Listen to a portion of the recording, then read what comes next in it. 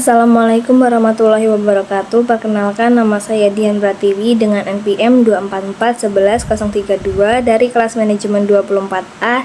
Di sini saya akan menjelaskan tentang resensi pada novel yang berjudul Dilan Dia Adalah Dilanku tahun 1990. Novel Dilan Dia Adalah Dilanku tahun 1990 karya Pidi Baik menceritakan kisah cinta remaja yang romantis dan unik di era 90-an.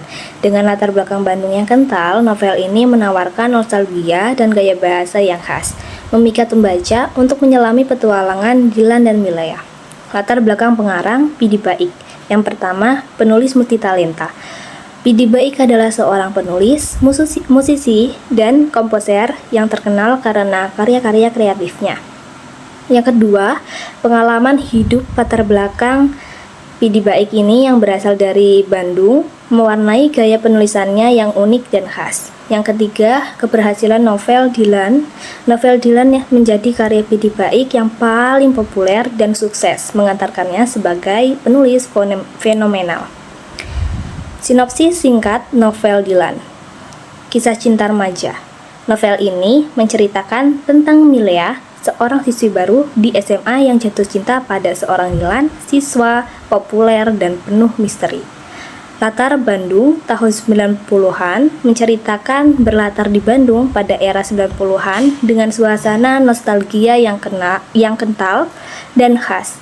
Perjalanan cinta yang unik, kisah cinta Dilan dan Milea dipenuhi kejutan, romantisme, dan gaya bahasa yang khas remaja. Struktur cerita dan alur naratif. Yang pertama, perkenalan. Pembaca diperkenalkan dengan tokoh utama Dilan dan Milea serta latar belakang mereka. Yang kedua, konflik. Muncul berbagai tantangan dan masalah yang harus dihadapi oleh Dilan dan Milea dalam menjalani hubungan mereka. Yang ketiga, klimaks. Cerita mencapai titik puncak dengan adanya peristiwa-peristiwa yang menegangkan dan emosional. Keunikan gaya bahasa dan penyampaian cerita.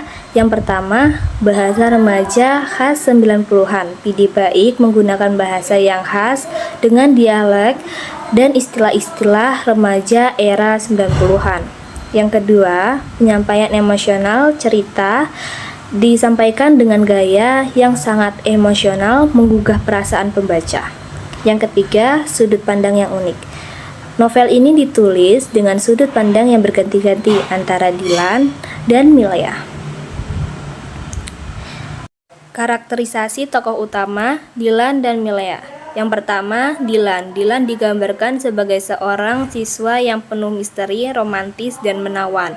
Yang kedua, Milea. Milea adalah seorang siswi yang cerdas, ambisius, dan jatuh cinta pada Dilan. Yang ketiga, dinamika karakter. Kedua tokoh utama mengalami perkembangan karakter yang menarik sepanjang cerita. Aspek romantis dan perjalanan cinta remaja. Romantisme khas remaja. Novel ini menggambarkan romansa remaja yang penuh kejutan, perhatian, dan gombalan-gombalan manis. Perjalanan cinta. Kisah cinta Dilan dan Milea melalui berbagai tantangan membuat pembaca ikut merasakan pengalaman cinta mereka. Nostalgia 90-an. Latar waktu 90-an memberikan kesan nostalgia dan kenangan indah tentang masa remaja.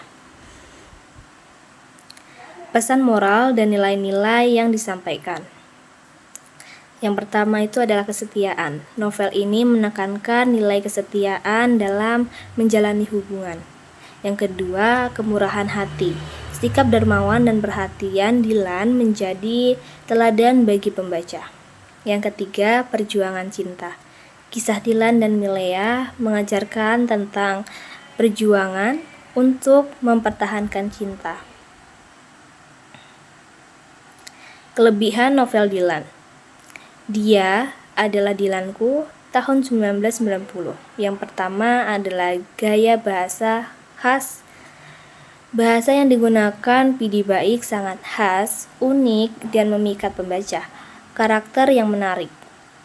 Dilan dan Milea sebagai tokoh utama sangat menarik dan mudah disukai, membangkitkan nostalgia. Latar 90-an membuat novel ini penuh kenangan dan nuansa nostalgik.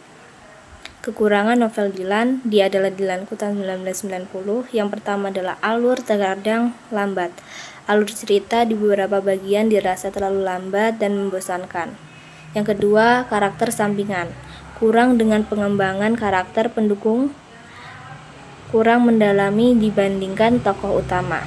Penyajian klise. Beberapa adegan dan plot terkesan klise yang terlalu mudah ditebak.